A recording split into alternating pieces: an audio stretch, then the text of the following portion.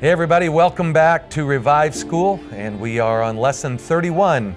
Today we're in 1 Samuel chapters 11 and 12, and as we get started, I just want to bring a little bit of understanding because those of you who have been paying attention, it moves along so fast. And in 1 Samuel chapter 1, you've got Hannah praying.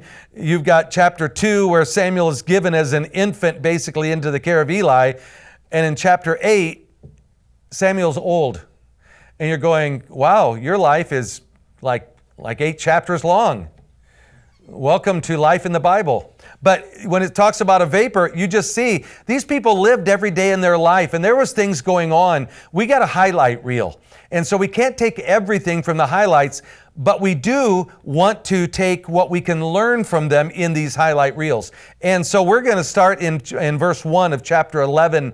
And it says this, "Then Nahash, the Ammonite, came up." Now just stop there for a moment. And there's already something to look at. And anybody know where the Ammonites came from? Lot's youngest daughter that went in to Lot. And so we had the oldest daughter and the youngest daughter who were the Moabites and the Ammonites. And so here we have the Ammonites, which are the offspring of the incestuous relationship between Lot and his youngest daughter. And now they've become a nation. And here they are coming against the children of Israel, especially the place at Jabesh Gilead. And they camped against Jabesh Gilead, and all the men of Jabesh said unto Nahash, "Make a covenant with us, and we will serve thee." Okay, now here's another large pause, because you're looking at Nahash the Ammonite, enemy, coming against the people of Jabesh Gilead. Now, you have walked through Joshua and Judges, Ruth, 1 Samuel now, but you need to back up to realize, why would the Ammonites come against Jabesh Gilead? If you go back to Judges chapter 20, and you guys don't have to move it because we're just going to note it. In Judges chapter 20, there was the atrocity that some of the people of Benjamin did. And so they called a huge meeting at Mizpah and said, everybody needs to come to Mizpah because we're going to deal with the people of Benjamin. And so in chapter 20, there's this, all the people come and they destroy the Benjamites. They actually killed 25,000 or so of the Benjamites, and so it makes them real weak. But then in chapter 21, they rehearsed and say, who actually didn't come to Mizpah? And they found out that the people of Jabesh Gilead had not come up to help, and so therefore they decreed that they were going to stand against them, because it was instructed that all the people would come and we as one would take up the cause of Israel. So then there was the siege and a plot against Jabesh, and all of their men were wiped out except for a few who got away and went into what is called Rock Rimmon. And they even provided, because of some other fashion, some women for them to marry, the ones who were left, because they wiped out most of the people of Jabesh Gilead. So here we have in chapter 11 of 1 Samuel, the Ammonites who lived to the east of this city and this weakened tribe. And you look at this and go, why would he choose to come against this place? But look, it's like they didn't have newspapers probably. I know they didn't have the internet, but somehow they knew that there was territory that was almost undefended because of the number of people that were there, because this place had been basically wiped out. And it's really important to understand that, because it says all the men of Jabesh said unto Nahash, "Make a covenant with us and we will serve thee." Why do you suppose it's the first thing they say was, make a covenant with us? We don't have an army. Who's going to fight? Our men have been slaughtered. We have a few hundred people, and that's basically, this is a little bit down the road from them because Samuel's older, but they don't have the same numbers that the other places have. And so when you look at this, I think it's important to note that some of these things we need to play the history up a little bit so that we can realize where some of this would come in at. And so as we walk through this in verse 2, Nahash the Ammonite answered them and said, "On this condition will I make a covenant with you, that I may thrust out all your right eyes and lay it for a reproach upon all Israel." When you go on to verse 3, it says this, "And the elders of Jabesh said unto him, Give us 7 days respite, that we may send messengers unto all the coast of Israel, and then if there be no man to save us, we will come out to thee." This is another area where it's really important to understand. Israel had come against Jabesh and had decimated them, and now here comes the Ammonites against them, and they're going, "Well, okay, you've given us your terms. What we need to find out, will Israel come and defend us now, even though we were the scourge to them at one time? Do we think that they're going to send help to us if we ask for it?" And so then it says in verse 4, "Then came the messengers from Jabesh Gilead to Gibeah of Saul and told the tidings in the ears of the people, and all the people lifted up their voices and wept." I want you to understand that there is a little bit of this idea of brotherhood that is through these chapters, where even when Benjamin was wiped out, and it says that the people mourned that they had to deal with one of the brothers, so to speak, the children of Israel, in this fashion, when actually they're of us. And yet they did the right thing because of the sin that had come. And they did here right in judging the people of Benjamin. So here again, the people are weeping because this is something that has come against their own brotherhood, so to speak. And it says the people lifted up their voices and wept, and behold, Saul came after the herd out of the field. Now that's a very King James way of saying that he was actually either plowing in the field or cultivating. And this king now, for all of those who want to be a king, keep working. He was in the field, came out plowing, and then he said, "What's with all the people that they're weeping?" And they told him the tidings of the men of Jabesh. And go on to verse 6. Now listen to this. "And the Spirit of God came upon Saul when he heard these tidings, and his anger was greatly kindled." I want you to see, it says that the Spirit of God came upon him powerfully, and Saul was a big man, and I think that there was something in him that God did that said, "No, if I'm going to be a king of these people, then let's be the king of these people." And let's go on to verse 7. And he says, "And he took the yoke of oxen and hewed them in pieces." In other words, just, anybody know what a cleaver looks like? You got the cleaver that looks like the giant axe that they use to cut even through the bones. And to me, it's like he used a cleaver and just took huge hunks of these oxen and said, "Hey, take that to that tribe and take that one to that tribe and tell them this. Whosoever cometh not forth after Saul and after Samuel, so shall it be done unto his oxen." And the fear of the Lord fell on the people, and they came out with one consent. Just leave it right there for a moment. I want you to see that Saul is speaking.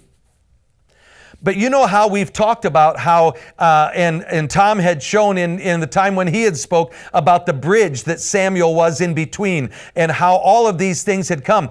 Here is Saul making a reference to the bridge, because Saul's the one in the field. Saul's the one making the declaration. But he says, "Whosoever cometh not after Saul and after Samuel," because Samuel is the one who has anointed Saul as king. And so therefore he's taking advantage of what has been done. And then it says, "And the fear of the Lord fell on the people, and they came out with one consent." In some places it says, "And God caused his fear to come upon them so that they would respond." And let's go to verse 8. "And when he numbered them in Bezek, the children of Israel were 300,000, and the men of Judah 30,000. So you got an army of 330,000 people that had said, "We're going to be there." There is a work that's going to happen in this chapter, because you see, in Judges, The people remember what happened in Benjamin. People remember what happened in Jabesh Gilead. And there's probably animosities and different things that happened in this. And now here we have a king that has been chosen out of the tribe of Benjamin. And you're talking the group that had been guilty of a terrible atrocity. And yet God brought the king out of that tribe. And it's supposed to be acceptable to the people. You've got all these different tribal effects that come out in this. But let's just go on through these next couple verses. And they said unto the messengers that came, Thus shall ye say unto the men of Jabesh Gilead, Tomorrow by the time that the sun is hot, you will have help. And the messengers came, showed it to the men of Jabesh, and they were glad. In other words, the brotherhood is established. Therefore the men of Jabesh said, Tomorrow we will come out unto you, and you shall do with us all that seemeth good unto you. Now here's what I believe that God is speaking into this passage for us today. All of the things that we're looking here are situations. We realize that we don't wrestle against flesh and blood like it says in Ephesians 6:12, but we wrestle against principalities and powers, the rulers of the darkness of this world, spiritual wickedness in high places. We understand that, but the truth is we fight. And you know what? We don't always win well. And there's some of us who win better than others. And there's times, even in the New Testament, where correction needs to be brought. And we have to figure out how all this plays out. And I would hope that none of us like to see a brother fall. We don't want to see somebody taken in sin. We don't want to see a marriage broken. We don't want to see children decimated. That's not what we want to see. And yet that's where we're living. And how are we going to band together? And yet there's times when you have to stand against the sin. You have to take your stand against what is going on. And yet the truth is on the inside of you, you're going, but I know them. I love them. And yet what we have to determine is, who is God? What does God want to do? And how are we going to work with that?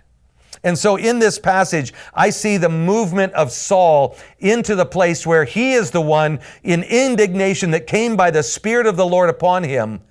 He now has collected 330,000 people. Also, it says that Saul actually hatched the plan of how they were going to do this. So the men of Jabesh were going to go out and just present themselves as if they're going to go along with the plan of Nahash the Ammonite. But that's not what happened.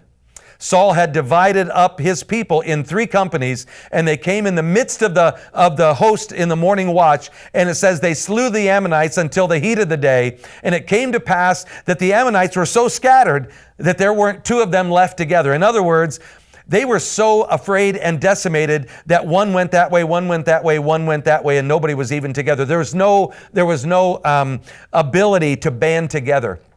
And go one more verse. And the people said unto Samuel, Who is he that said, Shall Saul reign over us? Bring the men that we may put them to death. Here is God using by His Spirit almost an indignation and a righteous, what we would call New Testament, righteous indignation. You can just call it godly anger if you want to, because sometimes that has to happen. There are things that are so against the ways of God that something should boil on the inside of us. And yet, when we're really looking at this, here is Saul who hatched the plan, and it worked, and they decimated the Ammonites. And then suddenly, here's the people going, yes, Saul is king. Hey, anybody that said he wasn't going to be king, you bring them out there. We're going to deal with them now. And Saul's the one that says, look, no. Nobody. There shall not be a man put to death this day, for today the Lord hath wrought salvation in Israel. This is just such a huge way of Saul being brought into position. But I want you to remember this. God had used Samuel as the bridge from a priesthood that was corrupt and messed up into the place where now there was a prophet, a seer like Samuel, and a man who could do the judging in a sense, but he did it from an anointed platform, and then in the process of his lifetime brought into kingship. And now here was the first king, and he's giving the credit to the Lord in the rightful place, even though it was not God's choice for them to have a king. I look at what God has done through Samuel, through Saul, to bring unity back to tribes that had been having to be against each other and have a disunity to bring them back into a place of unity. We can talk about unity in the church, but will we battle together? Will we come for cause? Will we hold one another up? Will we answer the call of those who are in trouble? Will we be the ones who say, I'm not going to accuse you because your children are away. I'm going to rescue you because your children are away. I don't want to talk about you because your marriage isn't in a good place. I want to come alongside you because I don't want to rejoice in sin taking over in your life, but I want to come and be a rescue agent in your life. And I think that God brings that around to where there can be a unity rebuilt in something that has been fractured in so many ways. And I believe that that's the heart of God. I believe it's the heart of God today. But you know what happens? Each of us get into our own place, and pretty soon we're doing our own thing, and we become unconscious of what is going in the people around us. And pretty soon they're overtaken in this, or things are going on, and they're decimated in the battle. Will someone come to defend us? The Spirit of God can raise up somebody who says, hey, everybody, come on, let's rally for them. And that's what has happened here. So I want us to understand how God used Samuel and Saul to reunify a nation into a one-cause people by defeating the Ammonites here and against someone who had been a thorn in their side over and over and over again. And so as we leave chapter 11 in this fashion, and there's other places where you could go, but I'd like to take this and just kind of walk from there, because you're really coming into an overcoming time. And yet Samuel has something to settle as we go into chapter 12. And I want to bring attention to this. This is something that I think is hard for us who are in the church, and there's many of us who maybe have been on the fringe of church, or maybe we've never really come close to church leadership or those kinds of things. But I believe there's something here to understand, that even though Samuel was greatly disappointed, and you're going to find this out in chapter 12, what Samuel did was he released himself to the Lord to say, God, they're actually your people. I cooperate with what you're doing. God, they want a king. And yes, he got upset a time or two, and yet he said, and God said, we'll do that. And in verses 1 through 5, he's just going over his own performance, and we'll just read through it. It says, and Samuel said unto all Israel, behold, have I hearkened unto your voice in all that you have said unto me, and have made a king over you. And now behold, the king walks before you. And he's now the king of all of them. It's good. And I am old and gray-headed. And behold, my sons are with you. And I have walked before you from my childhood unto this day. And behold, here I am, witness against me before the Lord and before his anointed. Whose ox have I taken? Or whose ass have I taken? Or whom have I defrauded? Whom have I depressed? Or of whose hand have I received any bribe to blind mine eyes therewith? And I will restore it to you. And they said, thou hast not defrauded us, nor oppressed us, neither hast thou taken aught of any man's hand. And he said unto them, the Lord is witness against you, and his anointed is witness this day, that you have not found aught in my hand. And they answered, he is witness.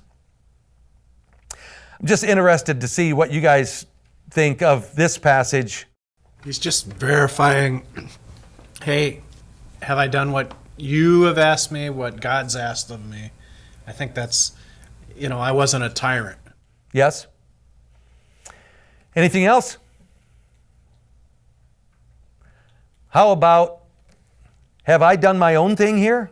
Yeah, in a tyrant sense. Or have I just allowed you to do, and I just done my thing? He said, have I not fulfilled the calling, in a sense, in front of you of what God has asked me to do? I really believe that that's something.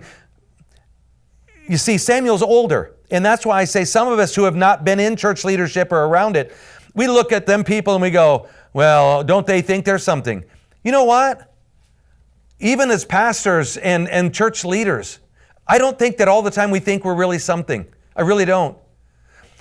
We want to please God the same way, but there's something in us, and so there's something that we want to clear ourselves and say, look, I don't have an angle here. I'm not trying to do something else, but I do have something to say. And sometimes the burden that is on our lives because of what God has called us into, it causes us to see things different than many other people might see. And so he's prefacing some strong things that he's going to say. And so as we walk down through this a little bit, you're going to find out that he, in the verses to come, and we're not going to go through them one by one, but he just says this, you know, there were times when God has performed this for you, and God's done this for you, and you thought that was great, and then you turned away from him. And then there were other things that he did, and you thought that was great, and you needed him to come through, and you thought that was great. And you turned to him with all your heart, and then when you got what you wanted, you turned away from him again. And there's just these things, and now it's Nahash that has come, and yet you want a king over you. And that's the verse. Stay right there in verse 12, if you would, Kevin. It says, and when you saw that Nahash, the king of the children of Ammon, came against you, you said unto me, nay, no, we're not going to do it this way, but a king shall reign over us. When the Lord your God was your king. In other words, so what you're trying to say is, nobody's directing us. And yet God had used Moses, Joshua, Moses and Aaron, Joshua, the judges, Samuel, the priests, Eli, even all the way through. God kept his hand on his people so that the plan of God would not fail his people. Did it look pretty? No. Still doesn't. But there's principle in this that is really going to be good. Go on to verse 13, if you would. Now therefore, behold the king who you have chosen, and whom you have desired, and behold, the Lord hath set a king over you. I want you to pop right down to verse 22, if you would, Kevin. It says this. Even though, and I'm going to preface and paraphrase just a little bit, even though it was not God's desire for you to have a physical king because he was your king, here's what I want the principle to be that comes out of 1 Samuel 11 and 12. The Lord will not forsake his people for his great name's sake. We're not messing with our reputation. We're fulfilling his reputation, and he's going to make sure that what he has promised, he will do. It has pleased the Lord to make you his people. That's the beauty of this. Go to the next verse, if you would, 23. Moreover, as for me, God forbid that I should sin against the Lord in ceasing to pray for you, but I will teach you the good and the right way. Now, this is honesty right here.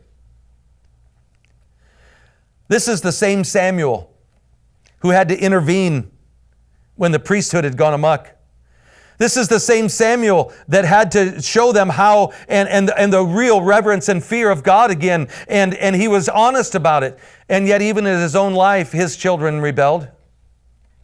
And now he's coming down to the end, and yet he still understands and says, I will tell you this, in all honesty, God's the one that compels me. Even if I thought you was wrong with this king thing, don't think for a minute that I'm against you in some fashion. I always will pray for you because I know that God has chosen you for his people. All I can do is tell you, as long as I live, this is right and this is wrong.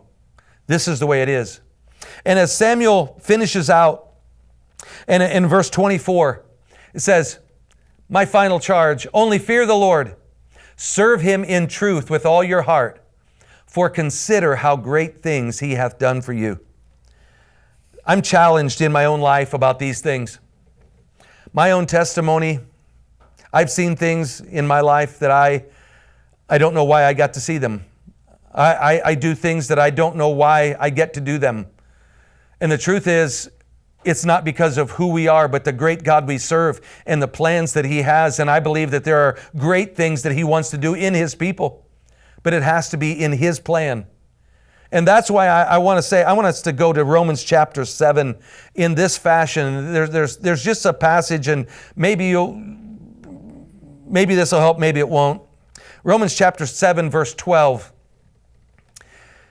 And it says this, and realize where we're coming from in Romans chapter 6 and 7, and then into 8, which is the big answer. But 6 and 7 are really giving us the sin plight and the conflict between the flesh and the spirit and the things that are going on. And yet here's something that I think is really important for us to understand. Wherefore the law is holy, and the commandment is holy and just and good. I'm gonna just say that the commandment is the plan of God. God commands according to His plans. He's not trying to make somebody do something just because He can. He's fulfilling a plan that He has had before the world even began. We just have to learn how to cooperate. Next verse. Was then that which is good made death unto me? In other words, can you imagine how this is? Why do you have to kill 25,000 Benjamites? Why do you have to kill tens of thousands of people from Jabesh Gilead? Why do you have to kill their women and children? But sin, that it might appear sin, working death in me by that which is good. What's good? The law. That sin by the commandment might become exceedingly sinful. See, this is something that I believe that we're supposed to glean from the Old Testament. God judged the sinful practices of His people with death, destruction, and decimation. It was like one thing after another. And so they knew that God meant business when He said, but you see, we come into the New Testament and it's just like we think that, like it says, there was a time when God winked with sin. We think that's still going on. But the idea is, what is going to make sin exceedingly sinful to us so that we realize that sin is the separation that will cause us to be an Eli that doesn't hear. It will cause us to be a King Saul that sometimes later will not hear and will deviate. And yet at the time God wanted to use him, he was there and he gave the credit to God. I have to be careful in my own life that I don't deviate. And it's so easy to walk in the flesh. It's so easy to have selfish thoughts. It's so easy to walk in the conflict of Romans chapter 7. But what I think we cannot deviate from is how much sin separates us from the true plan of God. That the true plan of God is His order and His desire to redeem all of mankind. And yet I can get into a place where I look at it my selfish way and go, that's not my problem, that's not my responsibility. I want us just to understand, when we see the Old Testament and we see what's going on here, let's take a careful look at what sin is meant to be, and that if we would have it judged in our lives in many ways, we wouldn't want to fall into the hands of a God who judges sin. I think these are dire days for us in the church. Let's walk circumspectly. There's a King James word for you. Let's walk righteously before God. Hey, we'll see you next time, next chapters. Bless you.